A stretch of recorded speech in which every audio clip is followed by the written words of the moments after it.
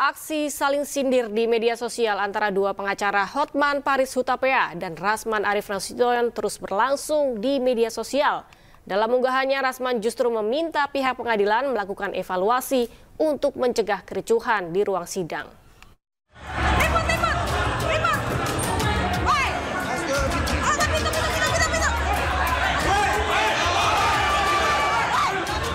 Pengacara sekaligus terdakwa kasus pencemaran nama baik Rasman Arif Nasution mengunggah video kericuhan di Pengadilan Negeri Jakarta Utara di akun Instagram pribadinya.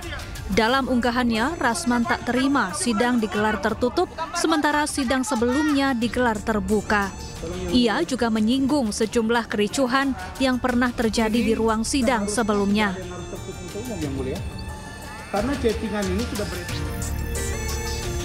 Rasman justru menyalahkan pihak pengadilan dan meminta Mahkamah Agung agar mengevaluasi jalannya setiap persidangan, sehingga tak akan ada lagi kericuhan di ruang sidang.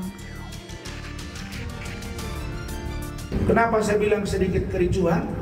Tidak ada barang yang rusak, tidak ada kepala yang bonyok, tidak ada darah yang mengalir, koyak dan lain sebagainya. Apalagi menyentuh hakim. Sama sekali seluruh tim hukum termasuk saya tidak ada menyentuh yang namanya fisik hakim. Yang ada justru saya didorong.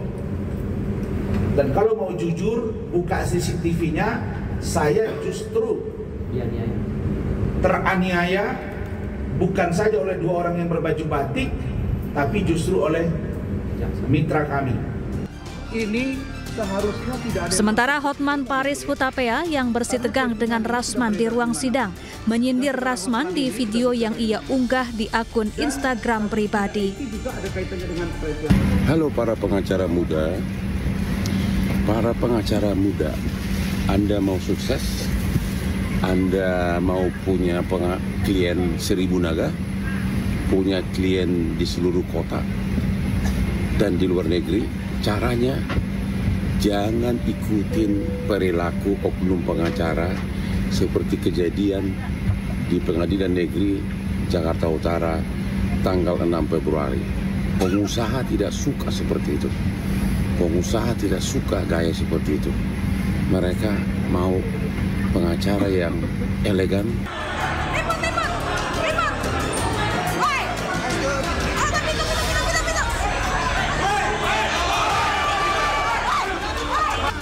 Sebelumnya terjadi kericuhan di ruang sidang Pengadilan Negeri Jakarta Utara.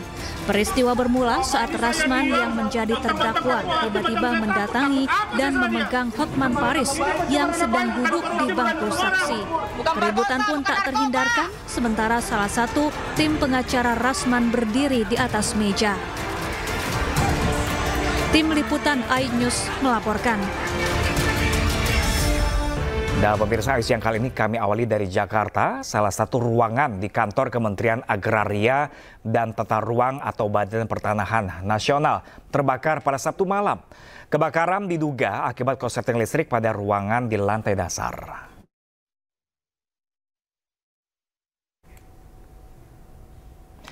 Ya pemirsa, pasca kebakaran yang terjadi pada Sabtu malam, api sudah berhasil dipadamkan oleh petugas tim pemadam kebakaran. Hingga saat ini belum ada pernyataan resmi penyebab kebakaran di salah satu ruangan Kementerian ATR BPN tersebut.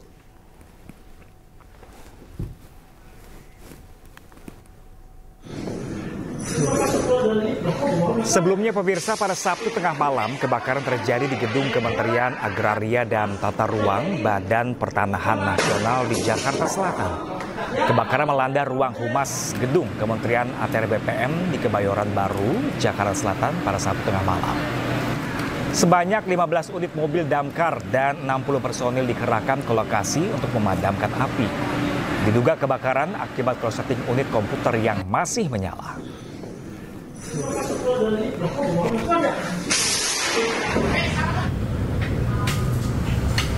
Sementara itu, pemirsa, Menteri ATR BPN RI Nusron Wahid mendatangi langsung lokasi kebakaran pada Sabtu malam ia langsung memantau proses pemadaman api. Nusron memastikan tidak ada korban jiwa maupun luka akibat kebakaran karena saat kebakaran terjadi gedung dalam kondisi kosong. 24.00.15. Ini tahap selanjutnya adalah mengeluarkan asap yang ada adalah gedung humas lantai 1. Kejadian jam 23.10. Tapi sudah padam jam 00.15. Tadi saya sampai sini jam 23.40. Kebetulan saya perjalanan menuju pulang dari Jakarta Barat di telepon. Langsung ke sini. Alhamdulillah nggak ada korban.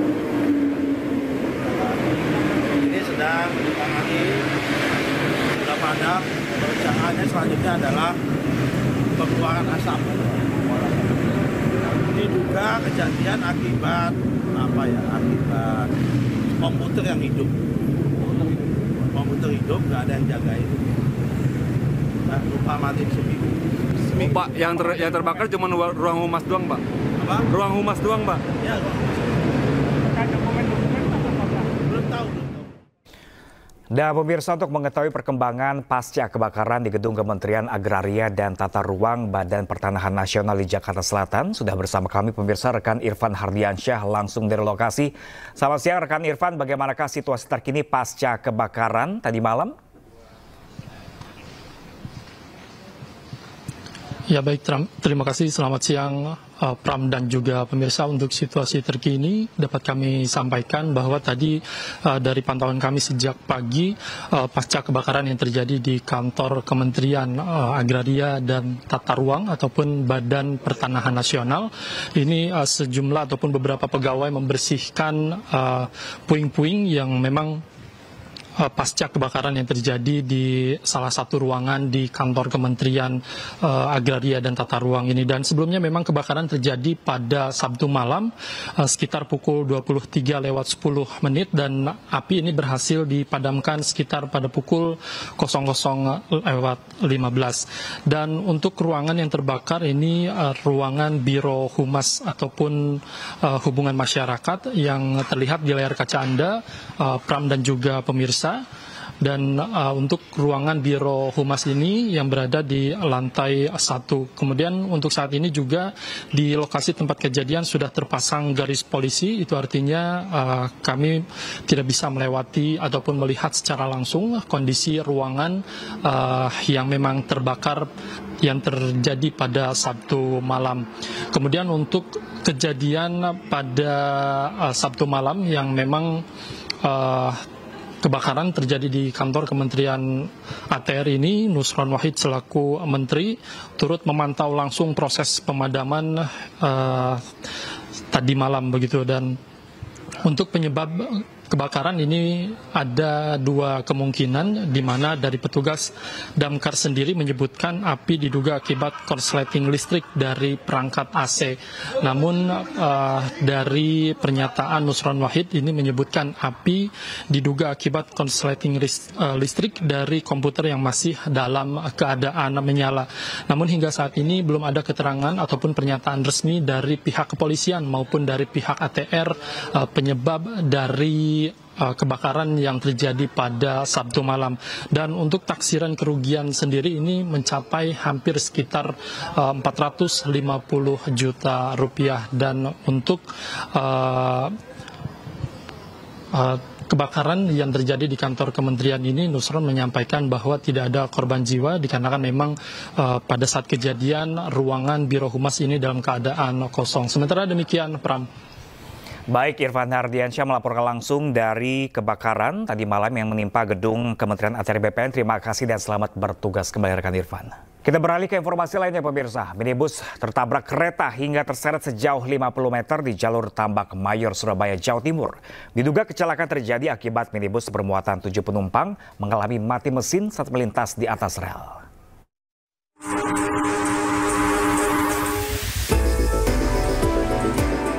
Minibus remuk usai dihantam kereta api Bolra Surat, jurusan stasiun Pasar Turi Blora di perlintasan Tambak Mayor, Surabaya. Bahkan akibat tabrakan, minibus sempat terseret kereta sejauh 50 meter. Sebelumnya minibus yang ditumpangi 7 penumpang akan berangkat ke Madura. Saat tiba di lokasi, lalu lintas macet dan palang pintu kereta belum tertutup sempurna sehingga sopir memaksa masuk. Naas di tengah perlintasan mesin tiba-tiba mati. Beruntung seluruh penumpang segera turun sebelum minibus dihantam kereta api. Katanya ada ditutup.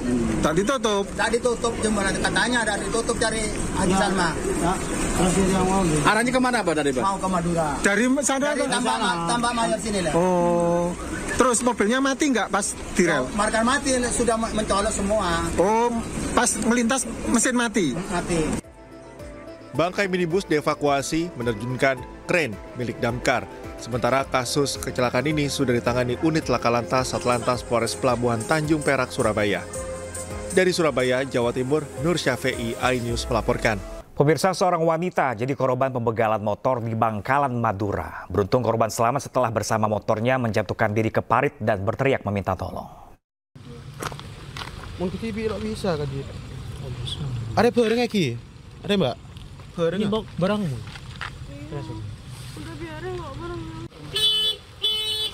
Warga desa Telang, Kecamatan Kamal, Bangkalan, dikagetkan upaya pembegalan seorang perempuan muda di sekitar jembatan desa. Bahkan motor milik korban jatuh masuk ke parit yang ada di lokasi. Sepedanya sudah diselamatkan. Saat ini ya perempuan mau pulang ke Kamal, kebetulan kena begal. Bersama kepolisian, warga kemudian mengevakuasi motor korban dan mengantarnya hingga ke rumah.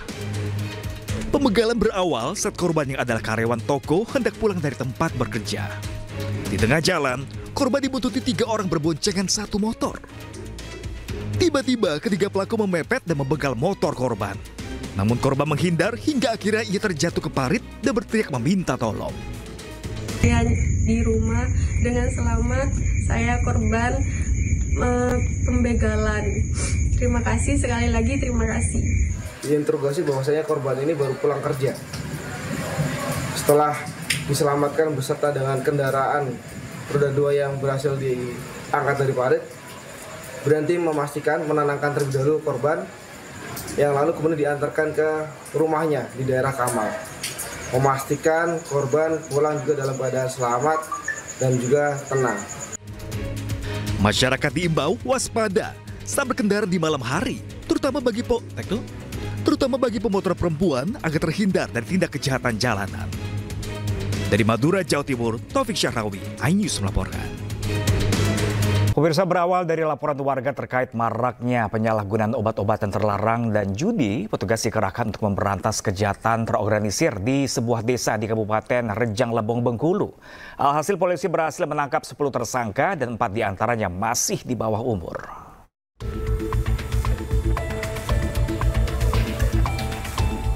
Lebih dari 200 personel gabungan Polres Rejang Lebong, Polda Bengkulu dan Brimob menggerebek desa Kampung Jeruk, Kecamatan Binduriang yang dijadikan kampung narkoba.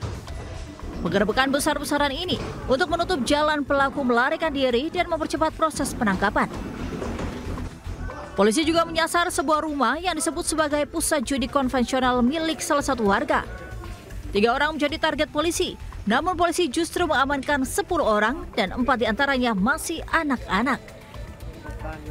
Hasil penggerebekan, polisi mengamankan puluhan paket narkoba berbagai jenis, senjata tajam dan 1 buah senjata api beserta 4 peluru.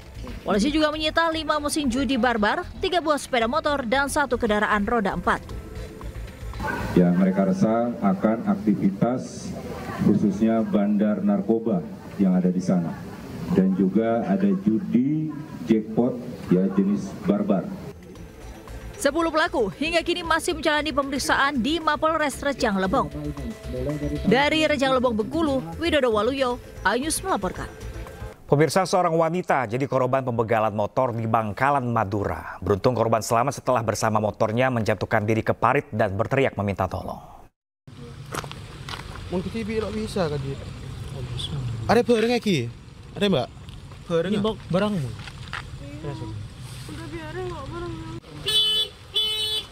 Warga desa Telang, Kecamatan Kamal, Bangkalan, dikagetkan upaya pembegalan seorang perempuan muda di sekitar jembatan desa. Bahkan motor milik korban jatuh masuk ke parit yang ada di lokasi. Sepedanya sudah diselamatkan. Saat ini ya perempuan mau pulang ke Kamal, kebetulan kena begal. Bersama kepolisian, warga kemudian mengevakuasi motor korban dan mengantarnya hingga ke rumah. Pembegalan berawal saat korban yang adalah karyawan toko hendak pulang dari tempat bekerja. Di tengah jalan, korban dibuntuti 3 orang berboncengan satu motor. Tiba-tiba ketiga pelaku memepet dan membegal motor korban. Namun korban menghindar hingga akhirnya ia terjatuh ke parit dan berteriak meminta tolong. Di rumah dengan selamat, saya korban pembegalan. Terima kasih sekali lagi, terima kasih. Diinterogasi bahwasanya korban ini baru pulang kerja. Setelah diselamatkan beserta dengan kendaraan roda 2 yang berhasil diangkat dari parit, berhenti memastikan menenangkan terlebih dahulu korban, yang lalu kemudian diantarkan ke rumahnya di daerah Kamal. Memastikan korban pulang juga dalam keadaan selamat dan juga tenang. Masyarakat diimbau waspada saat berkendara di malam hari, terutama bagi pemotor perempuan agar terhindar dari tindak kejahatan jalanan. Dari Madura, Jawa Timur, Taufik Syahrawi, iNews melaporkan.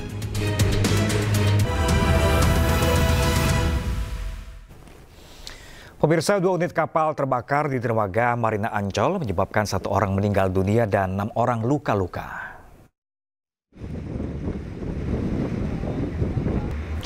Pemirsa, 2 unit kapal terbakar saat pengisian BBM di dermaga Marina Ancol.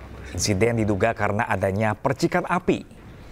6 korban luka ringan berhasil dievakuasi ke rumah sakit terdekat Sulianti Saroso dan diduga korban merupakan ABK atau anak buah kapal. Korban tewas yaitu 1 orang diduga merupakan sopir tangki yang bernama Tommy. Korban tewas ditemukan saat dilakukan penyisiran oleh petugas dan sudah dibawa ke Rumah Sakit Polri Kramat Jati, Jakarta Timur.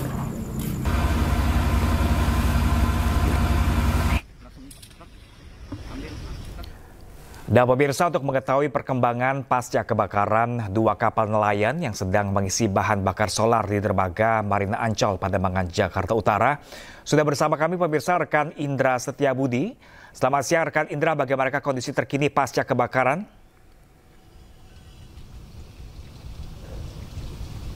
Ya, selamat siang Pram dan juga pemirsa. Benar sekali, pasca terjadi kebakaran kemarin malam tepat pukul 22 waktu Indonesia Barat, ini di kawasan Marina Ancol dermaga 20 terjadinya 2 kapal terbakar yang mana mengakibatkan 1 orang meninggal dunia dan 6 lainnya luka-luka. Dan kami akan ajak Anda Pram dan juga pemirsa, beginilah situasi di belakang saya. Masih ada mobil tangki yang pengisian BBM tadinya merapat ke dermaga kapal tersebut, sehingga para supir dari tangki ini membantu untuk melakukan proses pengisian. Namun akibat dugaan salah prosedur maupun juga kesalahan teknis, muncullah percikan api Pram dan juga pemirsa, sehingga 2 kapal ini langsung terbakar begitu. Dan sulitnya lagi Pram dan juga pemirsa, perlu diketahui pasca terjadi kebakaran Pram ini kapal kedua tersebut langsung dibawa oleh angin begitu, sehingga ini menyulitkan dari pihak damkar Sudin Jakarta Utara ini melakukan proses evakuasi maupun proses pemadaman, yang mana ini berjarak 1 km dari dermaga Pram ke tengah menuju tengah laut, sehingga pihak damkar ini melakukan penyemprotan cukup jauh dan ini memerlukan waktu yang cukup lama Pram. Dan kami bisa melihatkan Anda bahwa di laporan kami saat ini juga masih ada sisa-sisa BBM yang masih berceceran begitu Pram pasca terjadinya kebakaran. Dan terkait situasi terkini Pram, untuk bangkai kapal sendiri perlu diketahui bahwasanya ini tidak dievakuasi, melainkan tenggelam begitu saja, dibiarkan tenggelam begitu saja karena kan kondisi kapal atau posisi kapal yang sulit dijangkau maupun juga sudah hancur 100%, sehingga dibiarkan saja untuk dibawa arus dan tenggelam begitu saja Pram. Dan hingga sampai saat ini, dan kalau kami informasikan Pram dan juga pemirsa, bahwasanya ke-6 korban ini dibagi ke beberapa rumah sakit di Jakarta khususnya, yang mana ada 2 orang dirawat di Rumah Sakit Sulianti Saroso dan ada juga dibawa ke Rumah Sakit Cipto Mangunkusumo. Sementara untuk korban meninggal dunia Pram dan juga pemirsa sudah dibawa ke Rumah Sakit Kramat Jati Polri untuk tindak lanjut. Dan hingga sampai saat ini situasi sekarang sudah kondusif, tidak ada aktivitas apapun dikarenakan hanya saja tangki pengisi BBM ini masih berada di sini untuk proses identifikasi lanjutan dan juga masih digarisi polisi, Pram. Sementara itu, Pram, dapat kami informasikan dari Marina Ancol, Jakarta Utara. Kembali ke Anda, Pram. Baik, melaporkan langsung dari dermaga Marina Ancol, Jakarta Utara, rekan Indra Setiabudi, terima kasih dan selamat bertugas kembali. Sementara itu, pemirsa, ombak tinggi menerjang kapal tugboat yang sedang bersandar di area Blok 3 Tanjung Priok, Jakarta Utara hingga terbalik. 8 anak buah kapal berhasil menyelamatkan diri, sementara seorang ABK hilang dan masih dalam pencarian tim SAR Jakarta dan TNI AL.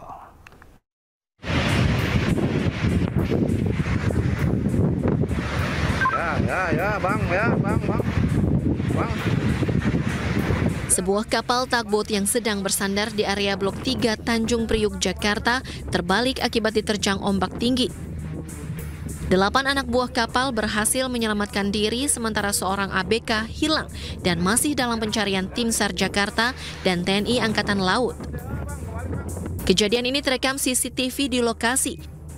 Sementara pencarian satu korban hilang sempat terkendala cuaca buruk. Jenis apa itu? Tugboat.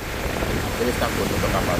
Untuk POB-nya ada 9 orang, 8 orang selamat, kemudian 1 orang ini masih dilakukan dalam pencarian.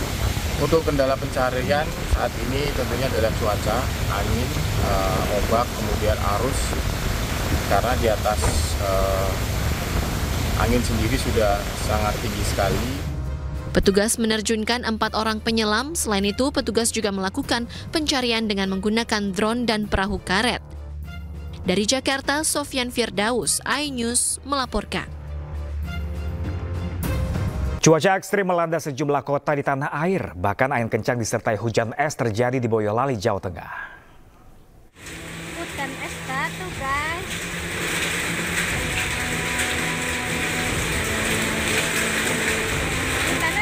Fenomena hujan es terjadi di Kecamatan Sambi, Boyolali, Jawa Tengah. Fenomena ini sempat membuat warga panik. Pasalnya, selain angin yang kencang, butiran es yang jatuh di atap rumah warga mengeluarkan suara keras. Akibat terjangan hujan es membuat sejumlah pohon tumbang, hingga kemacetan terjadi selama 2 jam di Kecamatan Banyudono dan Simo. Menurut data BPBD, ada 6 rumah warga rusak tertimpa pohon.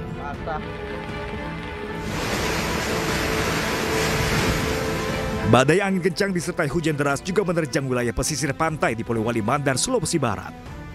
Tak hanya membuat panik, sejumlah nelayan bertaruh nyawa berenang di tengah ombak besar yang menerjang pesisir pantai demi menyelamatkan kapal miliknya.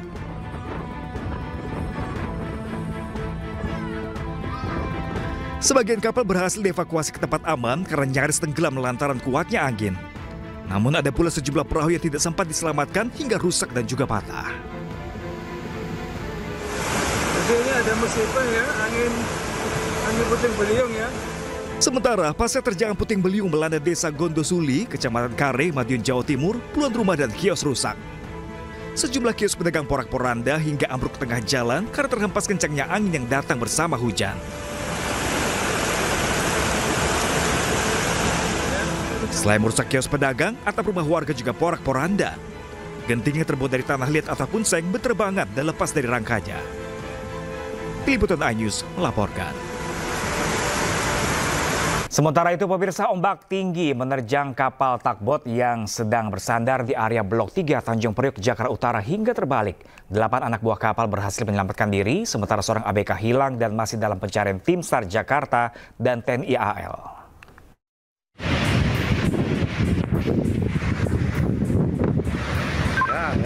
Bang. Sebuah kapal tugboat yang sedang bersandar di area Blok 3 Tanjung Priok, Jakarta terbalik akibat diterjang ombak tinggi. 8 anak buah kapal berhasil menyelamatkan diri sementara seorang ABK hilang dan masih dalam pencarian tim SAR Jakarta dan TNI Angkatan Laut. Kejadian ini terekam CCTV di lokasi. Sementara pencarian satu korban hilang sempat terkendala cuaca buruk. Jenis apa itu? Tugboat. Jenis tugboat untuk kapal. Untuk POB-nya ada 9 orang, 8 orang selamat, kemudian 1 orang ini masih dilakukan dalam pencarian. Untuk kendala pencarian saat ini tentunya adalah cuaca, angin, ombak, kemudian arus, karena di atas Angin sendiri sudah sangat tinggi sekali. Petugas menerjunkan 4 orang penyelam. Selain itu, petugas juga melakukan pencarian dengan menggunakan drone dan perahu karet. Dari Jakarta, Sofyan Firdaus, iNews melaporkan. Pemirsa, 2 hari berdemo hingga sempat ricuh, ratusan siswa MAN 2 model Medan akhirnya bisa ikut SNBP 2025. Data para siswa berhasil diinput pada hari terakhir perpanjangan waktu finalisasi PDSS.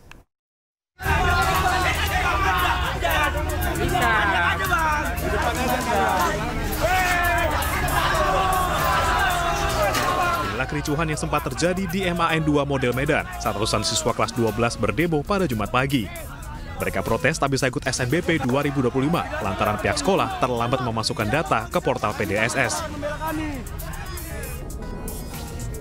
Namun kini para siswa dan orang tua bisa bernapas lega. 332 siswa akhirnya dapat mengikuti SNBP setelah data mereka berhasil diinput tepat waktu di hari terakhir perpanjangan waktu finalisasi PDSS. Solusi ini didapat setelah pihak sekolah bertemu dengan pihak Kemenak dan Kemendikti-Saintek di Jakarta.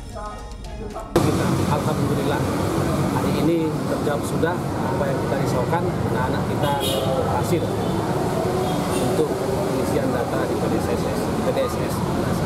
Kami mohon maaf, ini pelajaran berharga bagi kami.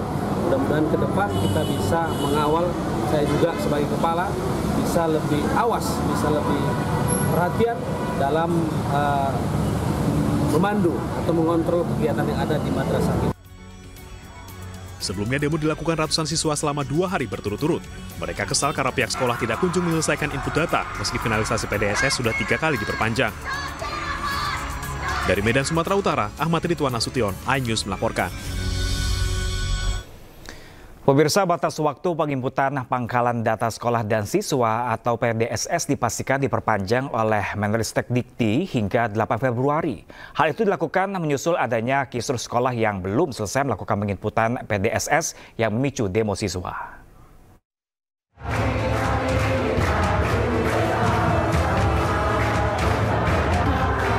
Batas waktu penginputan pangkalan data sekolah dan siswa atau PDSS dipastikan diperpanjang oleh Menristek-Dikti. Hal tersebut disampaikan Menteri Pendidikan Dasar dan Menengah Abdul Mukti saat melakukan peresmian gedung SMP SMA Raudlatul Jannah di Pepelegi Waru, Sidoarjo. Abdul Mukti juga memastikan bahwa Menristek-Dikti telah mengambil kebijakan dengan menambah batas waktu penginputan data yang berakhir hari ini 8 Februari. Saya juga mendapatkan informasi bahwa Kemendikti-Saintek juga sudah mengambil kebijaksanaan memperpanjang kan aslinya kan 31 Januari kemudian diperpanjang bahkan sampai kemarin sampai tadi baru selesai hari ini kan, jadi diperpanjang cukup lama untuk sekolah-sekolah itu berkesempatan mengisi dan memperbaiki PDSS-nya itu. Nah, soal bagaimana nanti selanjutnya ya kami belum tahu karena pemenangnya kan tidak pada kami. Kalau menyangkut pembinaan sekolah kan pemenangnya dari pemerintah daerah. Seperti diketahui, banyak sekolah menengah di Indonesia yang didemo siswanya karena pihak sekolah diduga terlambat penginputan data PDSS untuk masuk seleksi nasional berdasarkan prestasi atau SNBP, sehingga banyak pelajar yang terancam tidak bisa masuk perguruan tinggi negeri melalui jalur prestasi. Dari Sidoarjo, Jawa Timur, Yoyo Agusta, iNews melaporkan. Kita beralih ke informasi lain, pemirsa. Ketua Umum Partai Golkar Bahlil Lahadalia meyakini seluruh kader Golkar yang berada dalam Kabinet Merah Putih akan aman dari reshuffle. Menurut Bahlil, kader Golkar yang kini menjabat sebagai menteri memiliki kualitas yang telah diketahui Presiden dan mendukung pemerintah secara penuh.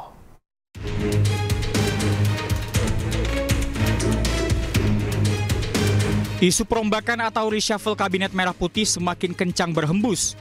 Namun Partai Golkar menanggapinya dengan percaya diri. Ketua Umum Partai Golkar Bahlil Lahadalia meyakini kader Golkar yang saat ini menjabat dalam Kabinet Merah Putih akan aman dari reshuffle tersebut. Menurut Bahlil, menteri atau wakil menteri yang berasal dari Golkar mendukung pemerintahan Prabowo serta memiliki kualitas yang sudah diketahui oleh Presiden. Jangan kita mencampuri, mengomentari, apalagi menganalisa berlebihan tentang apa yang menjadi hak prerogatif Bapak Presiden. Tapi kami yakin Golkar insya Allah semua baik-baik saja. Karena apa? Partai Golkar berada garda terdepan dengan partai koalisi lain, terutama Gerindra, dalam mendorong dan mendukung arah kebijakan pemerintah. Itu satu. Usai 100 hari kerja pemerintahan, Presiden Prabowo tiba-tiba menyebut reshuffle kabinet. Presiden Prabowo tegaskan akan menyingkirkan jajaran Kabinet Merah Putih yang tidak bekerja untuk rakyat. Selain itu, Presiden juga akan mengevaluasi kinerja bawahannya setiap 6 bulan sekali. Kita ingin rakyat menuntut pemerintah yang bersih, yang benar, yang bekerja dengan benar. Jadi saya ingin tegakkan itu, ya. Jadi kepentingan hanya untuk bangsa rakyat, tidak ada kepentingan lain. Yang tidak mau bekerja benar-benar untuk rakyat, ya saya akan singkirkan. Perombakan kabinet tidak hanya semata-mata mengganti menteri yang dinilai tidak kompeten. Namun menurut Presiden Prabowo, pergantian ini juga sebagai upaya membangun pemerintah yang bersih dan bebas dari penyelewengan serta korupsi.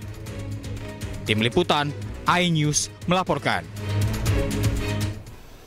Sementara itu, pemirsa, pihak Istana menjelaskan terkait pemblokiran anggaran pembangunan Ibu Kota Negara atau IKN oleh Kementerian Keuangan. Menurut Hasan Nasbi, dana pembangunan IKN tetap ada, namun saat ini belum dibuka untuk digunakan dalam pembangunan.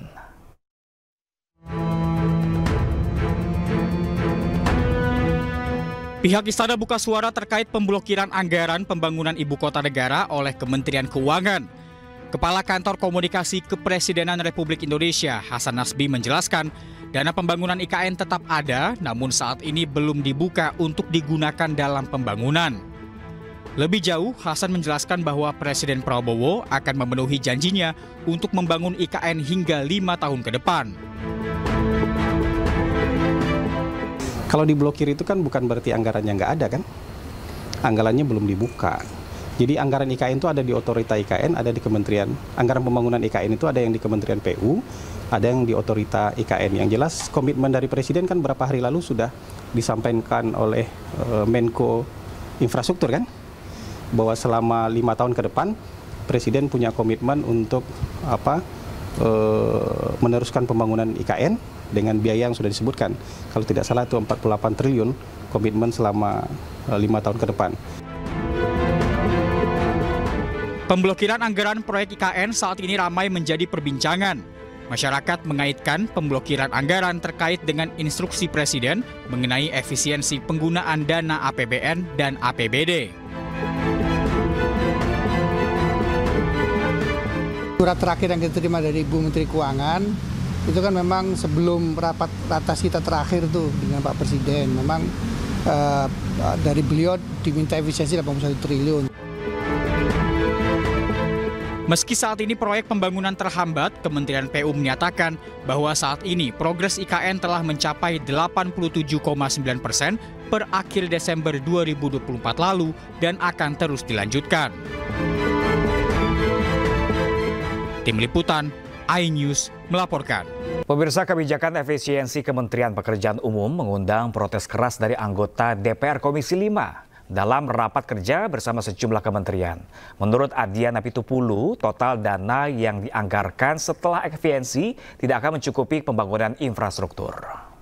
Bapak Ibu hadirin yang kami hormati, sebagaimana instruksi Presiden Republik Indonesia nomor 1 tahun 2025 tentang efisiensi belanja dalam pelaksanaan anggaran pendapatan dan belanja negara, pendapatan dan belanja daerah tahun anggaran 2025, maka seluruh menteri dan pimpinan lembaga diarahkan untuk melakukan identifikasi rencana efisiensi belanja sesuai besaran yang ditetapkan oleh Menteri Keuangan.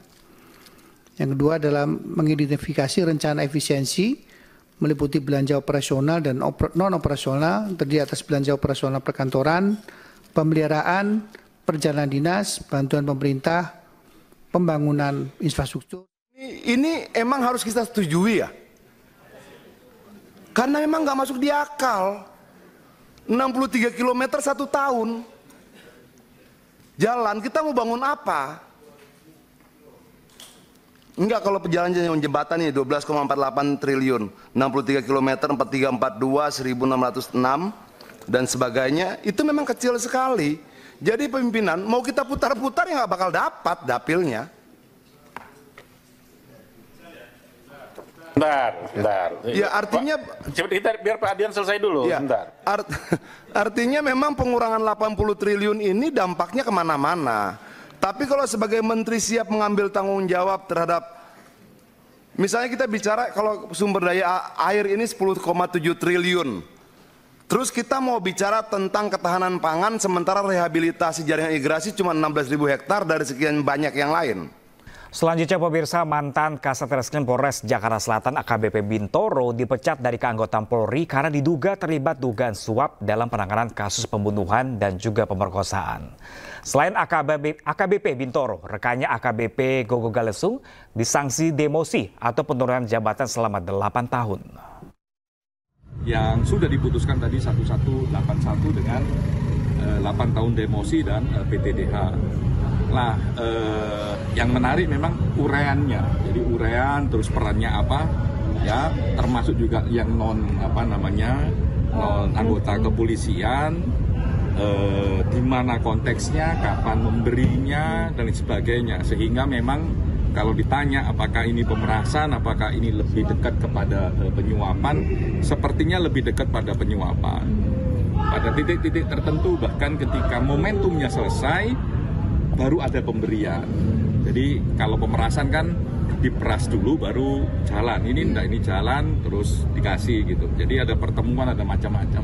Dari yang 3 sudah diputuskan, AKBP GG sama IBDA ND itu demosi 8 tahun. Terus patsus 20 hari, ya, demosi dengan tidak boleh ditaruh di tempat penegakan hukum. Sebelumnya pemirsa, mantan Kasat Reskrim Polres Jakarta Selatan AKBP Bintoro menjalani sidang etik kasus dugaan pemerasan di Mapolda Metro Jaya. Total ada 21 saksi dihadirkan dalam sidang etik ini.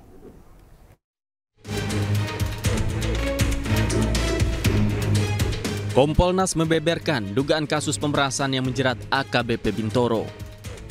Total ada 5 terduga pelanggar yang dijadwalkan menjalani pemeriksaan etik.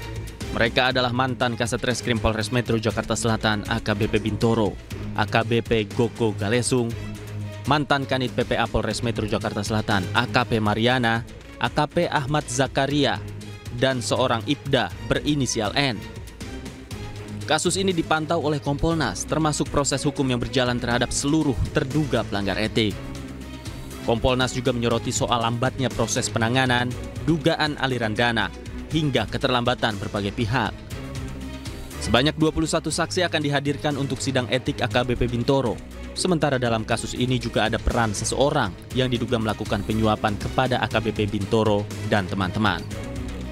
Kalau ditanya lebih dalam lagi, karena masuk ya ke WA saya, ditanya apakah ini lebih dekat ke pemerasan ataukah ini lebih dekat ke penyuapan.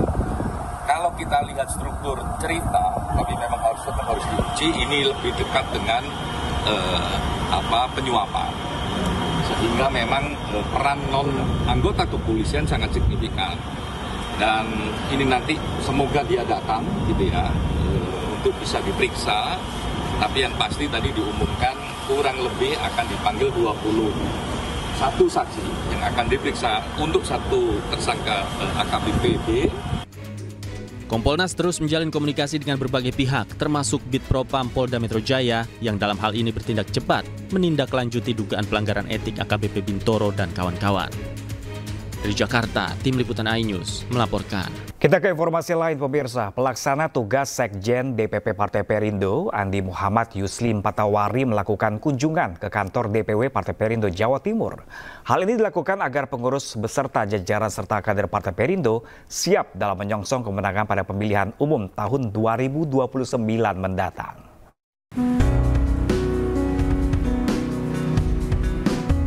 Guna menyiapkan kekuatan Partai Perindo dalam menghadapi pemilihan umum tahun 2029 mendatang, PLT Sekjen DPP Partai Perindo, Andi Muhammad Yuslim Patawari, melakukan konsolidasi bersama jajaran dan pengurus serta kader di kantor DPW Partai Perindo Jawa Timur. Dalam lawatannya, Andi juga mendorong pengurus beserta kader di DPW, DPD, serta anggota legislatif dari Partai Perindo di Provinsi Jawa Timur untuk terus berkontribusi kepada masyarakat. Insya Allah dengan kebersamaan, dengan kerja-kerja keras kita, kerja-kerja cerdas, saya berharap kepada anggota legislatif yang ada di Perindo turun lakukan aksi-aksi sosial, tunjukkan kepada masyarakat bahwa Perindo ada di tengah-tengah masyarakat. Selain memberikan kontribusi positif kepada masyarakat, PLT Sekjen DPP Partai Perindo juga meminta para kader untuk terus menjaga semangat transformasi dan soliditas partai yang dipimpin Ketua Umum Angela Tanu Sudibyo ini. Kehadiran beliau di sini di Jawa Timur, harapan kita memang Partai Perindo untuk ke depan lebih baik, lebih semangat lagi untuk menyongsong masa depan. Tentunya dengan semangat baru kami termotivasi dengan konsolidasi yang selalu dilakukan oleh Pak Sekjen, melakukan konsolidasi sesuai dengan petunjuk Ibu Ketum, yaitu transformasi. Karena Perindo memiliki mimpi yang besar ke depan. Kedepannya, jajaran pengurus pusat partai berlambang Raja Wali mengembangkan sayap ini akan rutin melakukan konsolidasi ke seluruh DPW hingga DPD guna menjaga struktur Partai Perindo agar tetap kuat dan solid. Dari Surabaya, Jawa Timur, Yuda Prawira, iNews melaporkan. Anda kembali menyaksikan iNews Siang bersama saya Galuh Pandu pemirsa. Akibat curah hujan tinggi dalam sepekan menyebabkan banjir di Demak, Jawa Tengah meluas ke 21 desa di 3 kecamatan. Akibat banjir, sebanyak 55.000 warga terdampak. Sebagian warga bertahan di pemukiman lainnya mengungsi. Selain kawasan permukiman, debit banjir dengan ketinggian antara 20 cm hingga 1 meter. Akibat curah hujan masih tinggi, diprediksi debit banjir terus bertambah.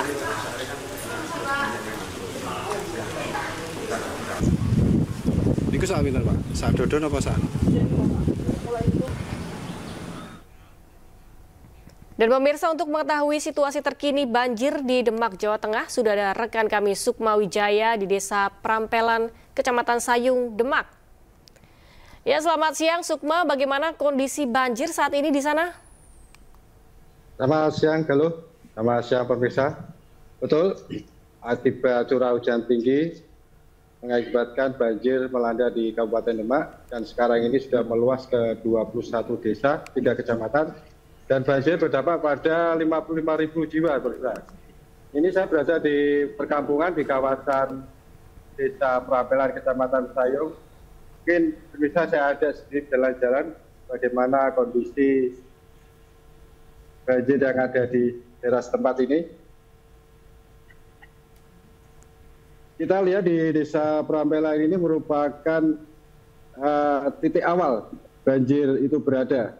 Setelah setelah Desa Kalisari Kecamatan Sayung, baru Desa Prampelan, dan selanjutnya dari Prampelan ini akan mengalir ke Desa Sayung dan diteruskan ke kawasan Muara Pantai. Dari upaya dari teman BPBD, petugas lain dari relawan sudah melakukan upaya untuk penyedotan, namun karena curah hujan tinggi terjadi di kawasan setempat, ataupun maksud saya di kawasan hulu sungai, mengakibatkan debit banjir terus menggenang di kawasan Kecamatan Sayung dan meluas di Kecamatan Kerantangan dan Kecamatan Bonang. Demikian Galuh.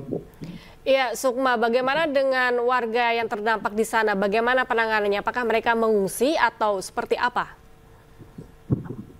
Dari data yang kita dapat dari Badan Penanggulangan Bencana Daerah, ada sejumlah titik untuk penanganan pengungsi yang resmi dilakukan di Balai Desa Prampelan. Sedikitnya ada 500 penghuni, maksudnya 500 jiwa, dan beberapa di musola dan di tempat lain. Namun di daerah-daerah tertentu di kawasan banjir, masyarakat melakukan lokasi pengungsian secara mandiri. Karena mereka juga kesulitan untuk harus menyeberang banjir, dan sedikitnya dari beberapa orang itu menjaga rumah dan harta kekayaannya. Ya, bagaimana dengan bantuan bagi para korban di sana? Apa saja yang mereka butuhkan? Dari awal mula terjadi banjir seperti selimut, alas tidur, obat-obatan sudah banyak pada berdatangan, dan beberapa relawan sudah banyak melakukan evakuasi kepada warga Manula dan sebagainya. Dan saat ini banyak yang diderita oleh para warga yang terdampak banjir, meliputi masalah sakit gatal-gatal, terus terkait dengan masalah flu, masuk angin, dan demam. Halo. Baik, Sukma Wijaya, kami berharap semoga banjir cepat surut. Terima kasih atas informasinya. Selamat bertugas kembali. Kita ke informasi lain, pemirsa. Aksi saling sindir di media sosial antara dua pengacara Hotman Paris Hutapea dan Rasman Arif Nasution terus berlangsung di media sosial. Dalam unggahannya, Rasman justru meminta pihak pengadilan melakukan evaluasi untuk mencegah kericuhan di ruang sidang.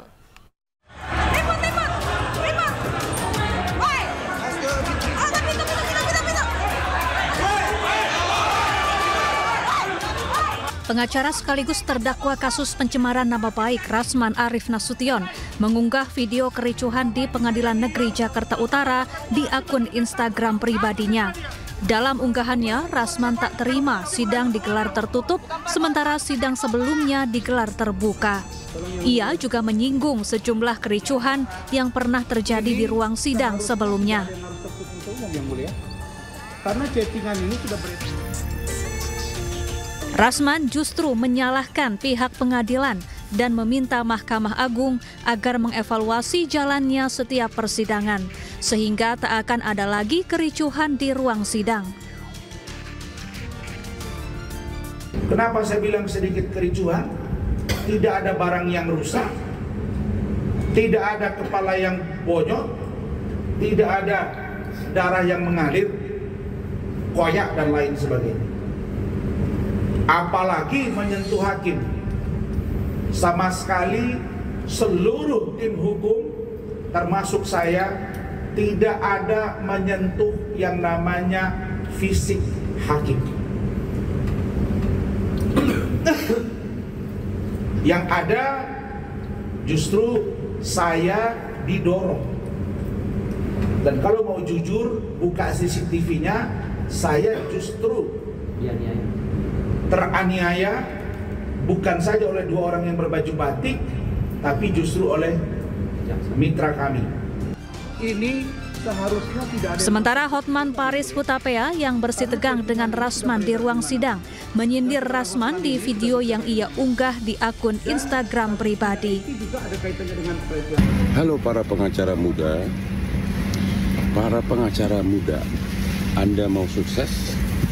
Anda mau punya klien 1000 naga, punya klien di seluruh kota dan di luar negeri? Caranya jangan ikutin perilaku oknum pengacara seperti kejadian di Pengadilan Negeri Jakarta Utara tanggal 6 Februari. Pengusaha tidak suka seperti itu. Pengusaha tidak suka gaya seperti itu. Mereka mau pengacara yang elegan.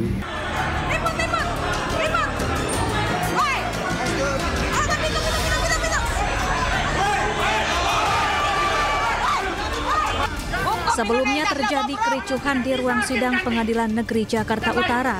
Peristiwa bermula saat Rasman yang menjadi terdakwa tiba-tiba mendatangi dan memegang Hotman Paris yang sedang duduk di bangku saksi. Keributan pun tak terhindarkan, sementara salah satu tim pengacara Rasman berdiri di atas meja. Tim Liputan iNews melaporkan.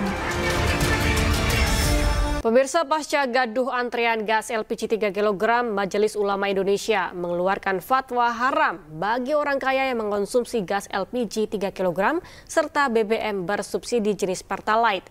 MUI menyebut dua barang tersebut diperuntukkan kepada golongan orang yang tidak mampu.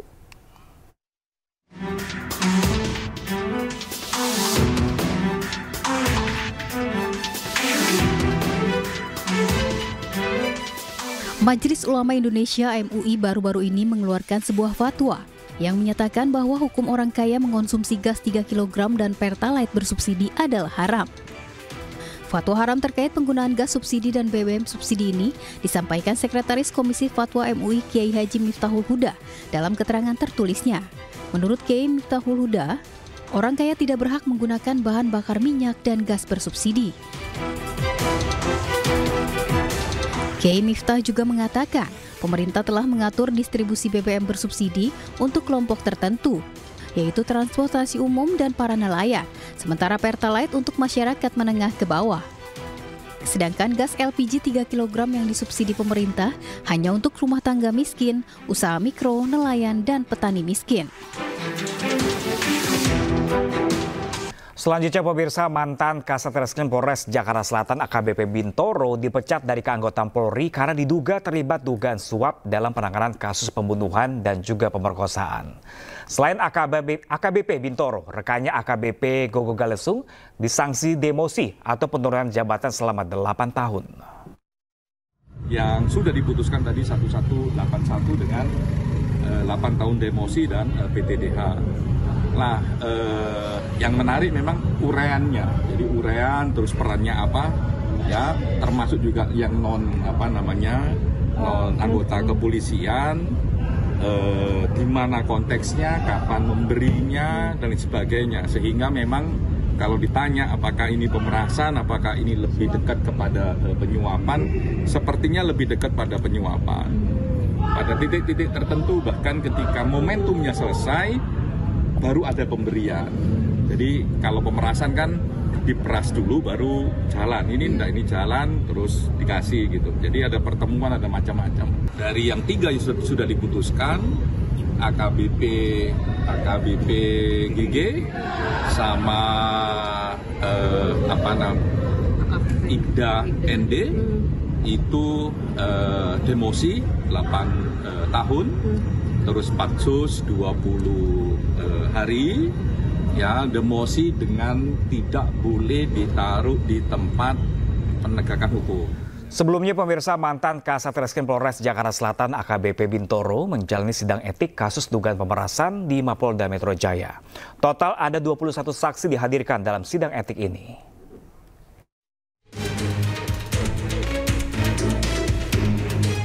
Kompolnas membeberkan dugaan kasus pemerasan yang menjerat AKBP Bintoro. Total ada 5 terduga pelanggar yang dijadwalkan menjalani pemeriksaan etik.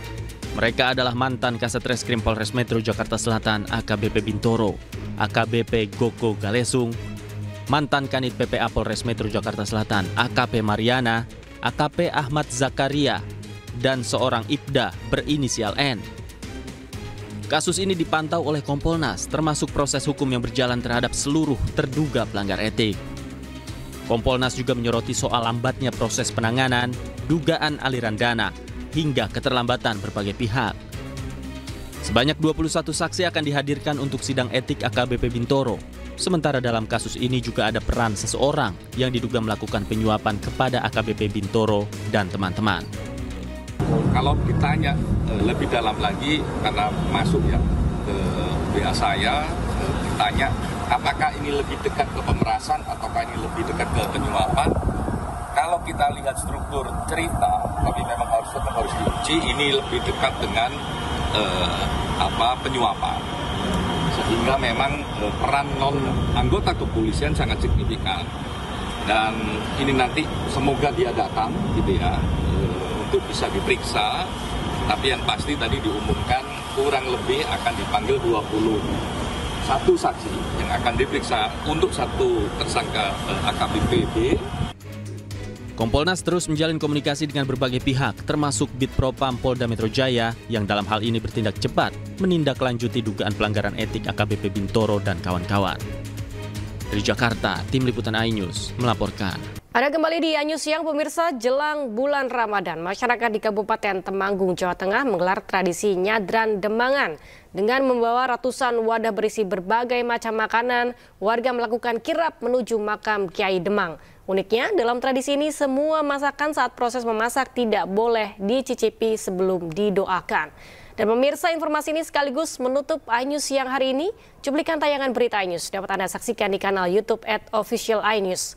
Saya Galuh Pandu pamit undur diri, selamat beraktivitas dan sampai jumpa.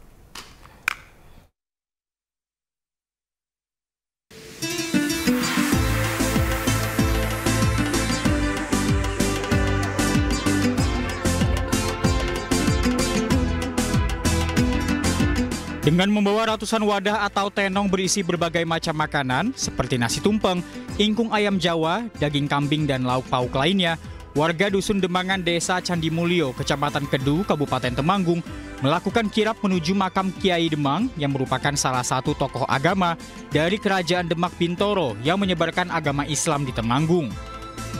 Selanjutnya, makanan dalam wadah digelar di samping makam. Uniknya, meskipun menyajikan berbagai masakan, ada kepercayaan tersendiri bagi warga Demangan untuk tidak mencicipi masakan saat dimasak. Meski begitu, hasil masakan tetap enak untuk dimakan bersama-sama seluruh warga. Menurut warga, ada makna pantangan mencicipi masakan. Di antaranya adalah keikhlasan memasak dengan hati dan ketaatan pada tradisi yang diwariskan oleh leluhur. Ya biasa, masak biasa, cuman nggak boleh diicipi. Kenapa Bu nggak boleh diicipi Bu?